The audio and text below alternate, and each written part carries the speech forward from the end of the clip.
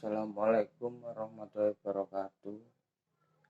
Bismillahirrahmanirrahim. Alhamdulillahirrahmanirrahim. Semoga kita tetap diberikan kesehatan jasmani dan rohani di dunia ini, amin. Yang kami hormati Bapak dosen pengampu mata kuliah TKB, HTNB, dan juga tidak lupa teman-teman semua. Perkenalkan, kami dari kelompok 5 yang beranggotakan saya sendiri Agustri Fatoni, dan juga ada Mbak Rusmianti, juga ada Mbak Nurul Hidayah, dan juga Mas Hidayat Faunji, dan yang terakhir ada juga Mbak Faizilia Marwa. Di sini kami dari kelompok 5 yang bertemakan taktik dan strategi pembelaan perkara perdata. Mata kuliah TKBH HTNB. Saya akan mempresentasikan hukum pidana dan perdata. Itu merupakan dari keseluruhan hukum yang berlaku di suatu negara berdasarkan konsep negara hukum. Maka aturan hukum mengikat kepada segenap masyarakat tanpa terkecuali, termasuk salah satunya memahami masalah dan menguasai hukumnya. Itu salah satu hal yang menjadi poin penting dalam pembelaan, yaitu dengan mengetahui secara terperinci masalahnya. Untuk ikut sangat penting mengetahui secara detail permasalahannya, diketahui sangat detail tentang kronologis dan juga perkara untuk menghadapi kasus yang sedang dihadapi itu. Nah, yang selanjutnya yaitu melengkapi bukti dan menggunakan strategi yang benar. Ketika sudah mengetahui secara detail masalah tersebut dan hukumnya, maka kita juga perlu melampirkan bukti terkait perkara yang sedang dihadapi. Bukti yang diajukan harus relevan terhadap kasus tersebut. Karena itu perlu adanya strategi khusus untuk menghadapi masalah dengan cara kecakapan dan keahlian melakukan pembelaan di meja hijau. Itu ya.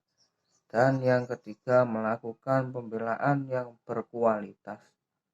Tentunya selain memahami masalah hukum dan kelengkapan bukti, perlu juga melakukan pembelaan yang berkualitas. Sebab masih banyak pembela yang sudah melengkapi semua aspek sebelumnya. Bahkan ada juga yang sudah sangat persiapan untuk menjadi yang berkualitas menghadapi perkara di pengadilan tersebut.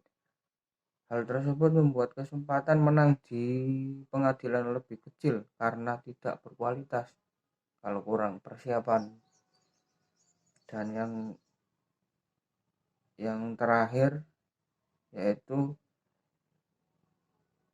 tetap berusaha dan tetap positif thinking. Perkara di pengadilan itu sangat unik dan tidak dapat ditebak hasilnya, karena bisa saja Anda memenangkan perkara atau bahkan sebaliknya tanpa diduga. Untuk itu dibutuhkan kegigihan seorang pembela untuk berupaya secara maksimal dalam menyelesaikan suatu perkara. Hal ini bisa menjadi cara memenangkan perkara di pengadilan dengan tepat, yaitu menghadapi perkara itu tidak dibutuhkan beberapa keterampilan khusus. Hal ini bisa dimulai dari mengetahui secara mendetail pokok masalah yang terjadi. Setelah itu perlu adanya pengetahuan tentang hukum dan kualitas pembelaan yang baik, tentang tata cara membela dengan yang baik, dan juga keilmuan tentang permasalahan hukum yang sedang dihadapi itu tentu harus dipersiapkan betul sebelum adanya di pengadilan dan tetap gigih untuk menghadapi perkara, maka kemenangan akan bisa diraih dengan mudah. Sebelumnya, perkenalkan, nama saya Rusmianti, NIM akhir 089. Di sini saya akan menjelaskan mengenai strategi dalam sengketa perdata. Strategi dalam sengketa perdata yaitu terdapat surat kuasa, surat gugat, acara first take. Apa sih acara first take itu? First take adalah pernyataan. First take itu hanya dapat dinyatakan jika tergugat tidak datang dalam persidangan pertama. Setelah first take yaitu jawaban. Tergugat dapat menjawab secara lisan ataupun tulisan. Apabila tergugat tidak menjawab, hanya menyerahkan kepada kebijaksanaan hakim, itu tidak boleh. Artinya, tergugat tidak mengetahui dan tidak membantah, sehingga dengan demikian tergugat masih berhak mengajukan bantahan di tingkat banding. Setelah jawaban yaitu mengubah dan menambah surat gugatan. Here tidak mengatur mengenai perubahan atau penambahan surat gugatan, sehingga hakim leluasa untuk menentukan sampai di mana diperkenankan.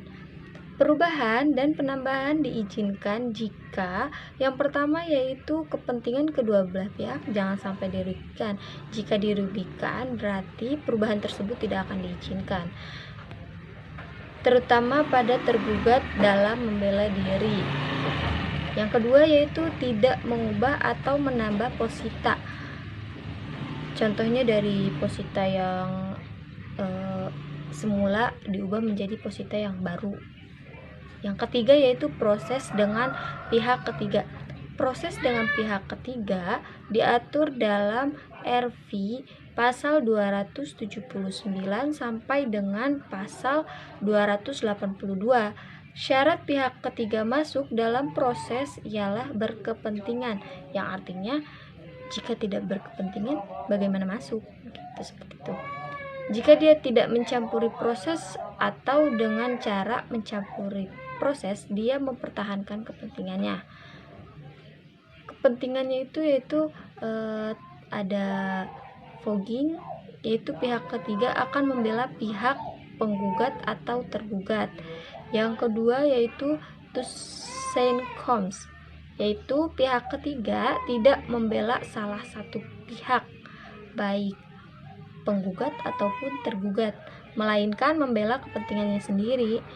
Yang ketiga yaitu virtuaring atau penanggungan, yaitu pemanggilan pihak ketiga dalam proses untuk menanggung atau menjamin agar tergugat bebas dari penuntutan yang merugikan. Dan yang keempat yaitu jurisprudensi. Apa sih jurisprudensi itu?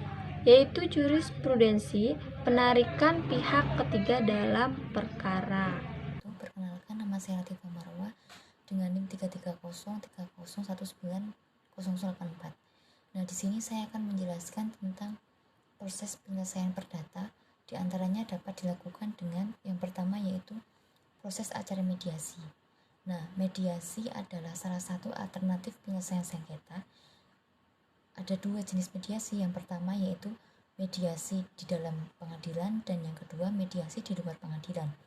Nah, untuk mediasi yang di luar pengadilan ditangani oleh mediator swasta, perorangan maupun sebuah lembaga independen alternatif penyelesaian sengketa yang biasanya dikenal sebagai Pusat Mediasi Nasional atau PMN.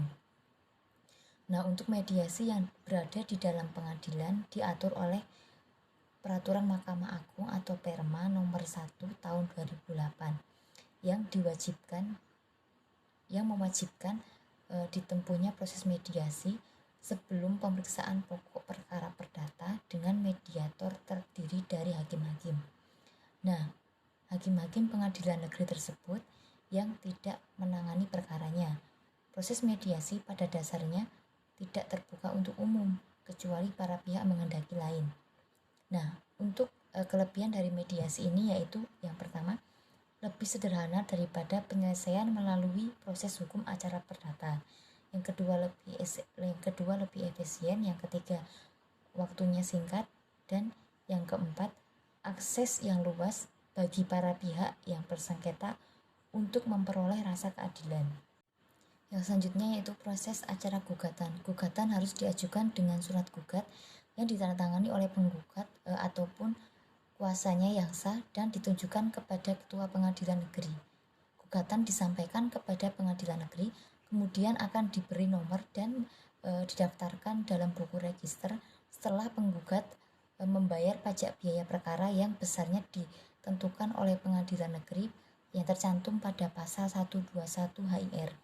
Bagi penggugat yang benar-benar tidak mampu untuk membayar biaya perkara tersebut, hal mana harus dibuktikan dengan surat keterangan dari kepala desa yang bersangkutan. Dapat mengajukan gugatannya secara pro deo. Kemudian penggugat yang tidak bisa menulis dapat mengajukan gugatannya secara lisan di hadapan Ketua Pengadilan Negeri yang akan menyuruh mencatat gugatan tersebut seperti yang tercantum pada pasal 120 HIR. Perkenalkan, nama saya Nurul Hidayah, NIM akhir 095. Saya akan menjelaskan materi tentang proses acara permohonan. Dari proses acara permohonan terdapat beberapa poin, diantaranya poin pertama, permohonan harus diajukan dengan surat permohonan yang ditandatangani oleh si pemohon atau kuasanya yang sah dan ditujukan kepada Ketua Pengadilan Negeri di mana si pemohon itu tinggal. Kemudian yang kedua, permohonan disampaikan kepada Pengadilan Negeri, kemudian didaftarkan dalam buku register dan diberi nomor urut. Setelah si pemohon melakukan pembayaran persekot biaya dari perkara yang besarnya sudah ditentukan oleh Pengadilan Negeri tersebut. Kemudian yang ketiga, bagi pemohon yang benar-benar tidak mampu membayar biaya perkara, hal yang harus dibuktikan itu dengan surat keterangan dari kepala desa yang bersangkutan atau juga dapat mengajukan permohonannya secara pro deo. Selanjutnya poin yang keempat, pemohon yang tidak bisa menulis atau tidak dapat menulis itu dapat mengajukan permohonannya secara lisan di hadapan Ketua Pengadilan Negeri yang nantinya akan seluruhnya dicatat oleh Ketua Pengadilan Negeri tersebut secara rinci. Kemudian poin yang kelima, perkara permohonan termasuk dalam pengertian yuridiksi volunter, di mana berdasarkan permohonan yang diajukan tersebut, hakim akan memberikan suatu penetapan. Kemudian selanjutnya, tidak semua permohonan dapat diajukan kepada Ketua Pengadilan Negeri. Pengadilan Negeri hanya berwenang untuk memeriksa dan mengabulkan permohonan apabila hal itu ditentukan oleh suatu peraturan perundang-undangan atau jurisprudensi. Perkenalkan, nama saya Hidayat Fauzi, NIM 330301910091. Di sini saya akan menerangkan tentang proses acara perlawanan. Perlawanan terhadap putusan Verstek pasal 129 HIR dan 153 RPG memberi kemungkinan bagi tergugat atau para tergugat yang dihukum dengan Verstek atau mengajukan verzet atau perlawanan kedua perkara tersebut dijadikan satu dan diberi satu nomor. Sedapat mungkin perkara tersebut dipegang oleh majelis hakim yang sama, yaitu yang telah menjatuhkan putusan Verstek. Hakim yang melakukan pemeriksaan perkara verzet atas putusan Verstek harus memeriksa gugatan yang telah diputus Verstek tersebut secara keseluruhan. Pembuktiannya akan mengacu pada SEMA nomor 9 tahun 1964. Perlawanan tereksekusi terhadap sita eksekusi. Perlawanan tereksekusi terhadap sita eksekusi barang bergerak dan barang yang tidak bergerak diatur dalam pasal 207 HIR atau pasal 225 RPG. Perlawanan ini pada asasnya tidak menangguhkan eksekusi pasal 207 ayat 3 HIR atau 227 RPG, namun eksekusi harus ditangguhkan apabila segera nampak bahwa perlawanan tersebut benar dan beralasan, paling tidak sampai dijatuhkannya putusan oleh pengadilan negeri. Terhadap putusan dalam perkara ini, permohonan banding diperkenankan. Perlawanan pihak ketiga terhadap sita konservatoir. sita revindikatoir, dan sita eksekusi hanya dapat diajukan atas dasar hak milik. Jadi hanya dapat diajukan oleh pemilik atau orang yang merasa bahwa ia adalah pemilik barang yang disita dan diajukan kepada Ketua Pengadilan Negeri dan Pengadilan Negeri yang secara nyata menyita. Pasal 195 HIR, Pasal 206 RPG. Sekian presentasi dari kelompok kami, semoga dapat dipahami. Kurang lebihnya kami mohon maaf yang sebesar-besarnya. Wassalamualaikum warahmatullahi wabarakatuh.